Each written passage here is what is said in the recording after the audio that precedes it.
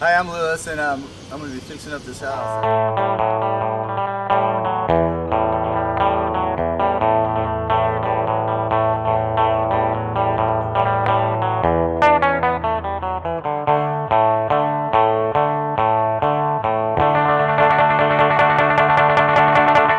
Splitting it into 2 units and renting out to each side for $800 a month. And I'm going to fix it all up. And I bought this. Bid for it. It was Fannie Mae, and it's all completely gutted. But let's see what the rough project looks like right now.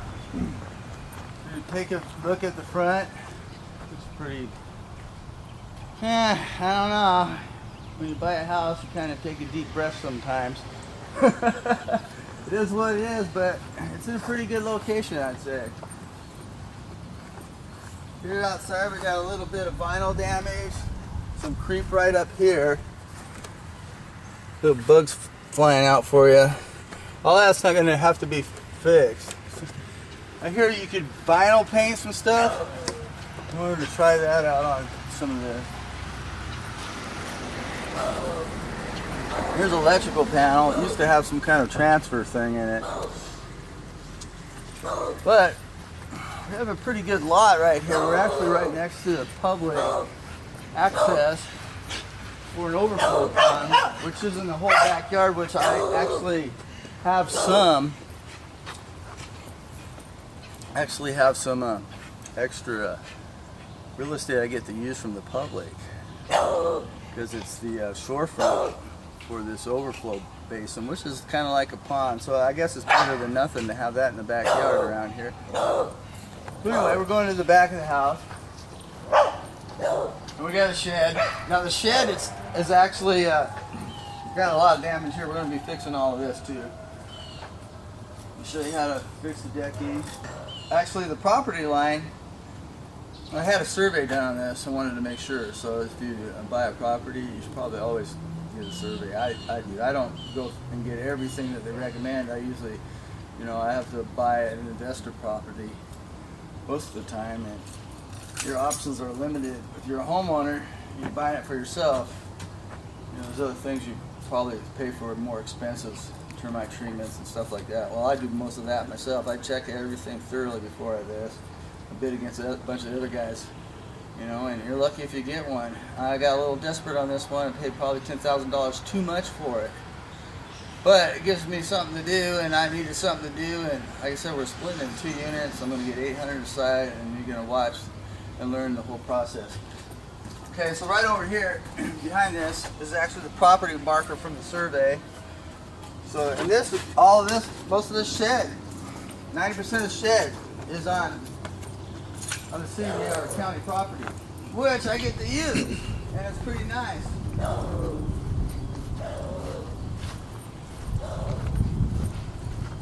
So you can see we get a little bit of a view of some water.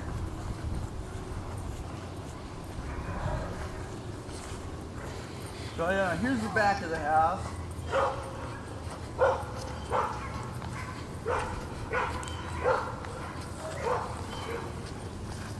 Got some really weird concrete going on around here. They get a picture of the sunglasses and stuff, and the spark plug embedded in the concrete. You don't see that too much. And this is, I don't know what this used to be. But it's got a big old pump over here for the well pump, and I'm sure that feeds all the landscaping, and they had some good heads, I guess, worked in here at one time. That's probably the last thing I do. But I also want to get some privacy, so we're going to come over here and fix this fence right here. Put some planks back on there. Now you can see on the back side of the house, the outside condenser unit is completely gone. You can cut off whoever took it, maybe the old owner when they got foreclosed on or something, or who knows. And we also got gas coming in this building. I usually try to stay away from gas. I know it's probably more efficient and all that, but it's just another extra bill that comes in. You're still going to get an electric bill, then you got to get a gas bill, and then you got all the piping still. When doing little remodels, moving appliances. You know, you have to run the gas line to it if it's like an oven or a little heat or something like that. Or, you know, I don't know about that. You know, toss up. I prefer electricity for the ease of building. See, not too bad. Got some windows damage.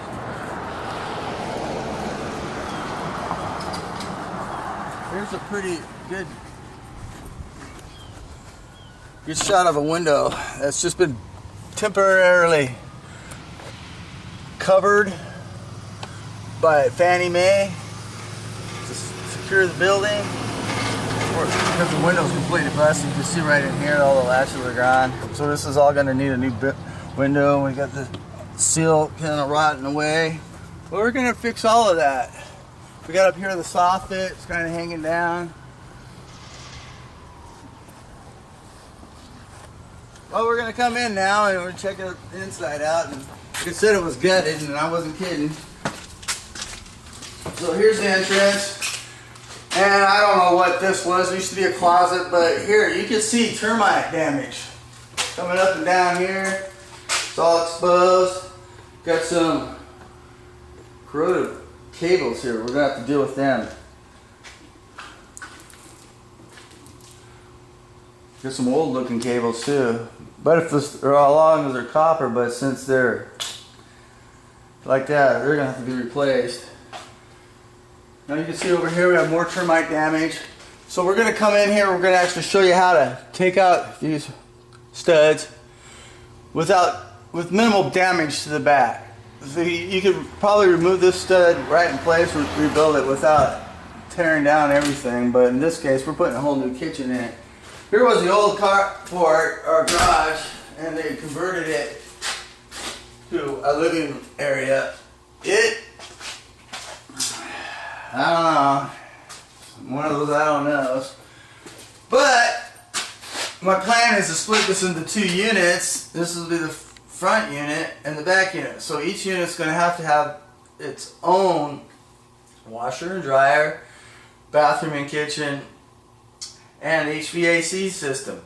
And now the electrical is all on one meter, and I don't really want to pay the expense.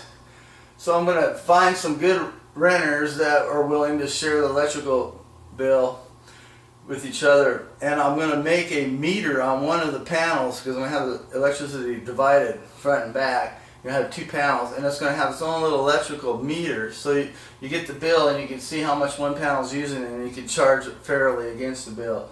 You know, I don't know how much trouble it would be to try to go to the county and put in whatever paperwork it takes to make two units and separate and get two utilities. And no, I'm just trying to turn this thing over, fix it up as quick as I can, rent out both sides, find some good tenants that are workable, give them a good deal. Get it rented out first, but it's got some problems. Okay, push on the door, moves a lot, a good indication of termite damage. Now look at this, is all headed out, this is all termite damage here. All the way up to the top plates there, you can see. But for every 5 studs here, we got a bad one or so.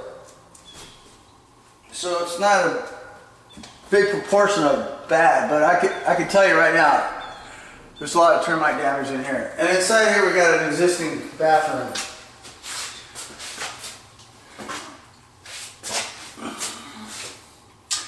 This is the concerning part for me. The wet area, the termite damage, how much do I really want to save this, or do I want to put in a new one-piece? I love one-piece fiberglass tub and shower units. To me, the quality of this, you could actually, if I was to be able to tear out and fix and replace the termite damage behind these walls without doing damage to this, it could be salvageable. And any kind of blemishes on the tub down here and stuff, I guess there's tub repair. Here, go down to some of these blemishes. Some of those cracks and stuff, they could be filled with some kind of coating from those fast coat people or something like that. But we'll see. We're going to start tearing out the back of these walls because over here, where the existing HVAC unit has been cut out. All right, this is the inside and taken out. It's got the gas line cut off. It's got the flue vents. It's got 3 different flue vents up in here. I'm not sure all about that. That's another thing with gas that just gets to me. You always got to have flue vents all over the place. And then you got to worry about them going through the roof. Then you got to worry about sealing them up there. Well, down in here, if you could get a picture down in there, there's lots of termite. I don't know if you can see in there. Can you point your finger right down in there where I'm trying to go? Yeah, right left a little bit. Right there where you can see the mud trails of the termites, the old ones. Can you get that at all? We need more light. No, I got it. Okay. So basically we're gonna this is the back of the tub. The tub and shower valve would be back here. And the only way to get access to replace it, which I would like to do, because I always want new plumbing fixtures and valves, so you don't ever have to deal with that. So it's a good opportunity when a house is gutted like this to do all that stuff that won't cost you in the long run to have repairs done while it's rented. So we punched a lot of holes in here. There's a lot of termite damage. So we're going to tear all this down. We'll open these walls up, clean up all this mess here. It's a big job. We're going to show you how to do it yourself. First thing we're going to do right here is we want to look on the back side of the wall, inside what's going on. So we're going to cut this up. We're going to right down here smoothly. We don't want to just go crazy whack with a sledgehammer, hammer, bust out the drywall. We want to meticulously cut it out, center of the studs if we can, so we could replace it. But my guess here, there's a lot of termite damage and stud replacing that we're going to be doing. Alright, let's go to the back here really quick. Now this is the back part here. This will be the second unit. This is the utility room. I'm going to put another HVAC system in here. Ah, we got an old style panel. We got this other panel. These wires are going all over the house. In fact, I thought this addition would have been this panel, but it's not. We're going to have to sit here and trace down each one of these wires, you know, if it goes to the front room, whether it goes to the back room, mark them, identify, put in 2 standard panels, one for the front, one for the back. We got an electrician buddy that's going to help me with that. And that all needs to be done. And then on one of these panels, we're going to have that little electrical meter that's going to tell you how much this panel is using. So when you get the electrical bill, you can subtract these kilowatt hours from the bill, and you know how much this person's used. This is going to be the other kitchen. So actually, well, I forgot the whole part about where, right here in this room again, come back in here. We have a washer and a dryer. The good thing about this house, probably the best thing it has, and the best thing about the gas, and everything having gas, is the instant heat water heater. I do like that. And it has some pretty good plumbing in here. A house that has some good plumbing in it, it's a dang good house if you ask me. So we're going to utilize the plumbing that's in here and add it, configure it to split it in 2 units. But here's a 2-inch pipe to catch the washer stand pipe, washer stand pipe, that's what it is. And on the other side of that was the other unit, existing garage, which was converted. Now let's go back over there really quick. Let's talk about that. I kind of want to get the whole shebang in here. What's actually going on? So this would be an extra room for them, but what we're going to do is, since the standpipe for the washer and dryer is right here, you can see it, I'm going to cut in and make another standpipe come out here. So we're going to have a washer and a dryer and a closet to house them in it right here. So they'll have this extra room here, be a utility room or like family room, or I don't know, but they'll have a washer and dryer right in here. And my washer and dryer for the other side will be in the utility room there. So that's not a very hard plumbing job, but it is a good plumbing job. And the reason I say it's a good plumbing job versus anything else is that you're gonna have to be pretty dang skilled to do this kind of work. First off, we got the cast iron piping. We've got the copper coming in. We've got it going under. We've got some good sized 3/4 piping coming in. You should have from the meter at least a 3/4 inch line coming into your house at all times, even if you only have one bathroom. If you don't, it's not so cool. So it's good plumbing is that we've got some good old-fashioned cast iron to deal with and cut into. We have to use pipe cutters, we have to use some special tools, but it still can be done. You can rent these pipe cutters at a local rental place. You can get the job done. Here, now we're on the other side. I guess this was the old living room here or something, who knows. But all the walls are checked on the exterior walls. We don't see any termite damage at all. Pretty much back down here. So we're pretty good, except for are the walls in the right place? Who knows? Well, here comes the one of the bathroom projects. Here, I guess there was an existing shower. And the cement right here was the support for it. Whenever you put a shower pan down, you want cement under it to support it. Every time. No ifs, ands, or buts. Best way to go. As you can see, they had it done right, but they were remodeling this part. I don't know what they did. This is how I found it. So here we got 2-inch galvanized vent pipe. Right there. Over here, we have a little, I guess it might have been a utility sink. It's coming up out of the concrete down here. That's not on the wall. What are we going to use that for? I don't know. We'll work something out, but it pipes out of the wall. That's not good. We're might have to jackhammer that up, put a cabinet here or something. Pipes are supposed to be in the wall.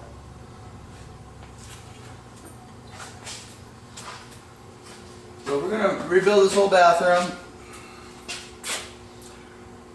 drywall it, reinstall all this upgraded new fixtures. Not sure exactly how we're going to divide it, but I think we're going to have 2 bedrooms back here. This might be one. Here's the back room. So 2 bedrooms in the back, 3 bedrooms in the front. Each has their both own laundry rooms. Right here we'll have a walk-in closet. This is already there. The layout's kind of good for 2 bedrooms. One's going to be big and one's going to be small. But I always dream all the time when it's I get into a place like, hey, this could be my house. This could be my house, my dream house. But being a landlord, you know, really thinking about your dream house is not going to make you any money. There's a couple of options what I can do around here. One option is that I could move into this side here and claim it's mine, fix it up, it's mine. But no, I need to just turn it over, fix it up. I don't have the luxury with my income and my small time little property landlord thing I got going on at weekends to be able to have my luxury house. What I need to do is, my goal is to have 10 houses completely paid for and rehab, you know, by the time I retire, and I'll just go around as an old guy and collect my rent and fix up and keep up my houses. That will be my thing. I'll have a little van and I'll go out there and do my thing. So I don't really have the luxury of designing it. Even though I want to come in here and just make it all for me. I can't do that. I gotta stop. You know, I just gotta get it going the best I can, most efficiently, and get it $800 a month for it. And then, if I wanted to though, I bought this cash, and if I did, when I do fix it up, I could have it financed, and if I did live in this side or one of the sides, I could finance it as owner occupied and get like a 2.5% loan and get all of my money back plus the equity that this thing would be worth at the time it's fixed up, which is a lot more money I could use to buy another property. I'd probably buy 2 more properties like this if I switched to get a loan on this and I was owner occupied. If I was an investor, I'm going to pay a lot more interest rate, and it's not really worth it to me.